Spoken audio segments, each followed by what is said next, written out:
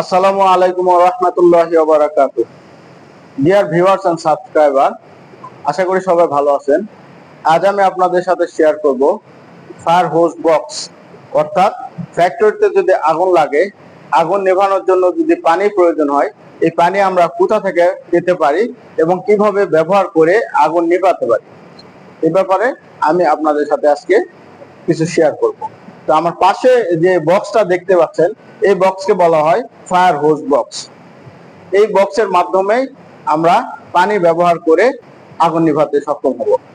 তো এই প্রথমে বক্সের সাথে পরিচিত হয়ে নিই যে বক্সের ভিতরে কি আছে। এরপরে আমরা প্র্যাকটিক্যালি দেখব কিভাবে এখান থেকে আমরা পানি ব্যবহার করে আগুন নিভাতে পারি বা কিভাবে এখানে পানি আসবে। তো এটাকে বলা হচ্ছে ফায়ার হোজ বক্স। প্রথমে এই বক্সটার লক একটা আছে, এই লকটা খুলতে হবে। উপরে যেটা আছে এটাকে বলা হয় গ্লাস বা মিরর, যাতে করে দেখা যায় ভিতরে কি আছে। তো এই বক্সের লকটা প্রথমে খুলতে হবে, পাল্লাটা খুলতে হবে, বক্সের পাল্লাটা প্রথমে খুলতে হবে। এই জন্য এখানে একটা লক আছে, এই লকে যদি আমি টিপ দিই তাহলে এটা উঠে আসবে। তারপরে বক্সের পাল্লাটা আমাকে প্রথমে খুলতে হবে। বক্সের পাল্লাটা খোলার পরে এই যে ভিতরে যে ইকুইপমেন্ট গুলো আছে, এগুলো প্রত্যেকটা আলাদা আলাদা নাম আছে। তো প্রথমে নামগুলো জেনে নিই। তো এটাকে বলা হয় নজেল, এটাকে বলা হয় নজেল।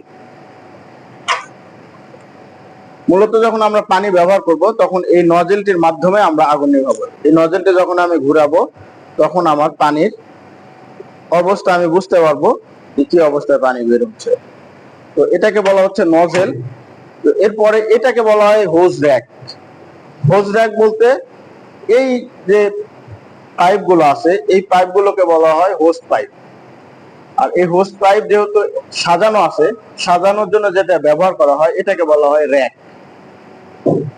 এরপরে হচ্ছে এটাকে বলা হয় রাইট অ্যাঙ্গেল ভালভ, অর্থাৎ এই পাশে যে পাইপটুকু আছে এই পাইপের মাধ্যমেই পানি আসবে। তো এখানে একটা ভালভ দ্বারা এই পানিকে কন্ট্রোল করা হয়েছে, মানে পানি এখানে আটকানো আছে, এই ভালভ পর্যন্ত পানি আছে। তো আমি যে কোনো সময় যদি আগুন লাগে ফ্যাক্টরিতে, তাহলে এখান থেকে এই ভালভ ছেড়ে দিলেই আমি এই পাইপের মাধ্যমে পানি ব্যবহার করে আমি আগুন নিভাতে পারবো।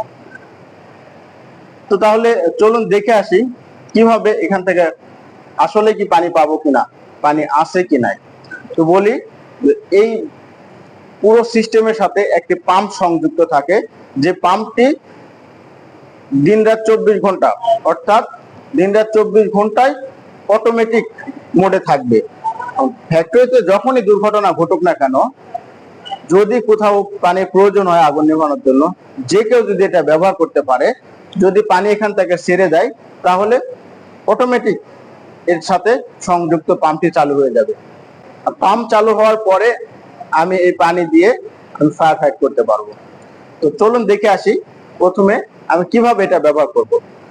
প্রথমে বলেছি প্রথমে পাল্লাটি খুলতে হবে, তারপরে এই যে ভিতরে র্যাক আছে হোজ র্যাক, এই র্যাকের মাথাটুকু ধরে টান দিয়ে বের করতে হবে। বের করার পরে এই যে এখানে যে নজেলটা আছে, এই নজেলটা এখান থেকে এই ক্লিপের সাথে আটকানো আছে, ক্লিপটুকু এখান থেকে টান দিলেই খুব হালকা একটা ক্লিপের সাথে আটকানো আছে, যদি দুই হাত দিয়ে ধরি তাহলে এটা খুলে আসবে। খুলে আসার পরে এই যে হোস পাইপটা এখানে এই র্যাকে একটা একটা করে ক্লিপের সাথে আটকানো আছে। এই র্যাকটাকে যদি প্রথমে একটু টাইট হবে, যেহেতু অনেকগুলো একবার সাজানো আছে, তো প্রথমে যদি আমি এটা টান দিই তাহলে খুলে আসবে। এরকম ভাবে এই হোস পাইপ গুলো সবগুলো আস্তে আস্তে আমাকে এই হোজ র্যাক থেকে বের করতে হবে। কারণ এটা যেহেতু ফ্লেক্সিবল পাইপ, এই জন্য বলা হচ্ছে হোজ পাইপ। পাইপটা যদি ভাঁজ হয়ে থাকে তাহলে তো ভাঁজ হয়ে থাকলে তো পানি আসবে না, এই জন্য প্রথমে এই পাইপটাকে এখান থেকে পুরোটাই বের করতে হবে, বের করে সোজা করতে হবে। এখানে হয়তো দু একটা হবে, পরে গুলো আস্তে আস্তে সবগুলোই সব এভাবে এখান থেকে টান দিয়ে সবগুলো খুলে ফেলতে হবে। এই সবগুলো হোস পাইপ এখান থেকে ছেড়ে দেওয়ার পরে শেষে আরো একটি ভাঁজ থেকেই গেছে, এই ভাঁজটাও ছেড়ে দিতে হবে। কারণ এই ভাঁজটা ছেড়ে দেওয়ার জন্য এটা আর একটা লক, যাতে করে অনেক সময় এখানে কেউ ভুলবশত যদি একটু ঘুরায় তাহলে পানি বের হবে, এই জন্য এই পানিটুকু এর বাইরে না আসতে পারে, এই জন্য এখানে আরেকটা লক দিয়ে আটকানো আছে।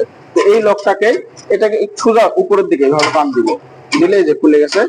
যাওয়ার পরে এই পাইপটা পুরোটাই আমি এখন নিয়ে চলে যাবো আগুনের কাছে।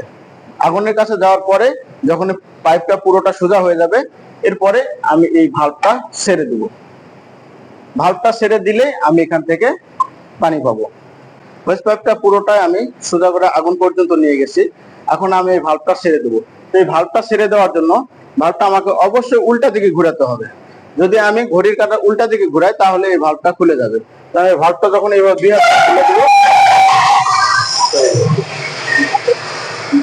পুরোটাই ভাল্বটাই ছেড়ে দিতে হবে।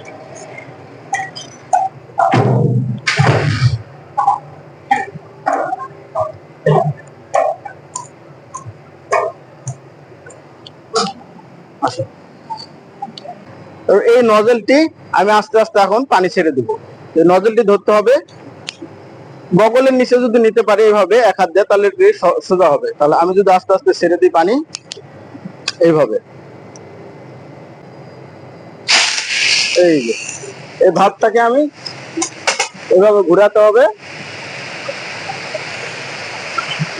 তাহলে আমি এটা দিয়ে এই যে যত ঘুরাবো পানি প্রেসার প্রচুর।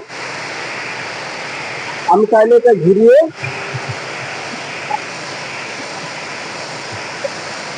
যখন আমি আগুনের কাছে যাব তখন এইটাকে আমি যদি আস্তে আস্তে ঘুরাই তাহলে ময়ূরের পাখার মতো যখন মেলে উঠবে, তাহলে আমি আস্তে আস্তে আগুনের কাছে যেতে পারবো।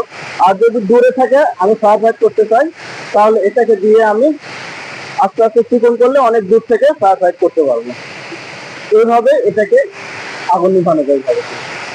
আমি এটা যদি ঘুরাই তাহলে বুঝতে পারবো যে আমি কিভাবে আগুন নির্বাপন করবো। এটা হচ্ছে এটার ব্যবহার। ডিয়ার ভিউয়ার্স, আজ আমরা দেখলাম ফ্যাক্টরিতে আগুন লাগলে কিভাবে পানি দিয়ে অগ্নি নির্বাপন করা যায়। এই হোস বক্স ব্যবহার করে কিভাবে আমরা আগুন নির্বাপন করতে পারি। তো হোস বক্স কিভাবে ব্যবহার করতে হয় সেটা দেখিয়ে দিয়েছি। তো হোস বক্স ব্যবহার করার জন্য প্রথমেই হোস বক্সের পাল্লাটি খুলতে হবে। এরপর এই হোস বক্সের ডেলিভারি হোস পাইপ যেটা, এটাকে আগুন পর্যন্ত নিয়ে যেতে হবে।